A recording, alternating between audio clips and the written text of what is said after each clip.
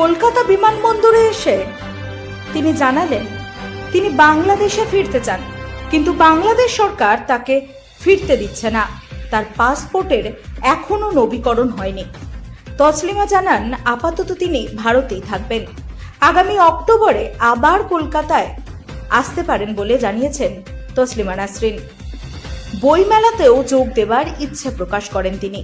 কলকাতায় এসে খুব ভালো লেগেছে বলেও জানান তসলিমা নাসরিন। ব্যুরো রিপোর্ট, রাত দিন news network.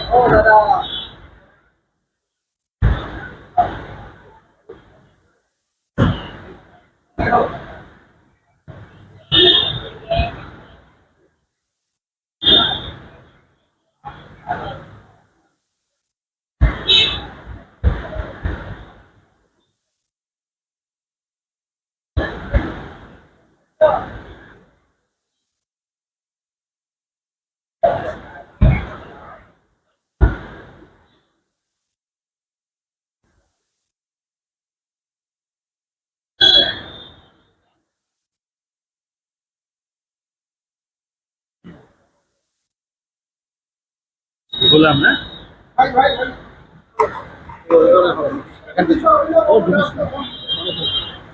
Madam madam Bangladesh সরকারের পক্ষ থেকে কাল জানিয়ে দেওয়া হয়েছে তারা আপনাকে দেশে ফেরানোর জন্য কোনো অনুমতি দেবে না।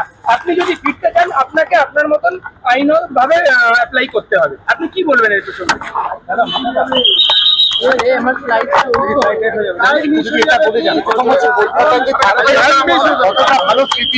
যদি না যেতে দেয় বাংলাদেশে, কারণ আমার বাংলাদেশের পাসপোর্ট রিনিউ করে না বাংলাদেশ সরকার, এবং আমার যে সুইডিশ পাসপোর্ট আছে ওটাতেও ভিসা দেয় না। না দিলে তো আমার কোনো ভ্যালিড ডকুমেন্ট নেই যাওয়ার জন্য।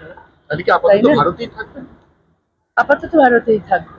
কলকাতা থেকে কিরম স্মৃতি নিয়ে ফিরলেন? খুবই ভালো স্মৃতি, মানুষের ভালোবাসা, বিশেষ করে সাধারণ মানুষের ভালোবাসা এত পেয়েছি যে আমার চোখে জল চলে এসেছে। আবার কবে আসতে চান? আবার শীঘ্রই আসবো, অক্টোবরে কথা আছে, অথবা জানুয়ারিতে। আর বইমেলায় তো আসবোই। পুজোয় আসবেন?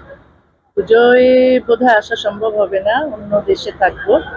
তো যখনই কলকাতা ডাকবে আমি আসবো। আপনি কি বাংলাদেশে ফিরতে চান? অবশ্যই ফিরতে চাই। 32 বছর আমি নির্বাসনে আছি, আমাকে বাংলাদেশে ফিরতে দেওয়া হয় না। আমি ফিরতে চাই না, এই জন্য যে যাই না তা তো নয়।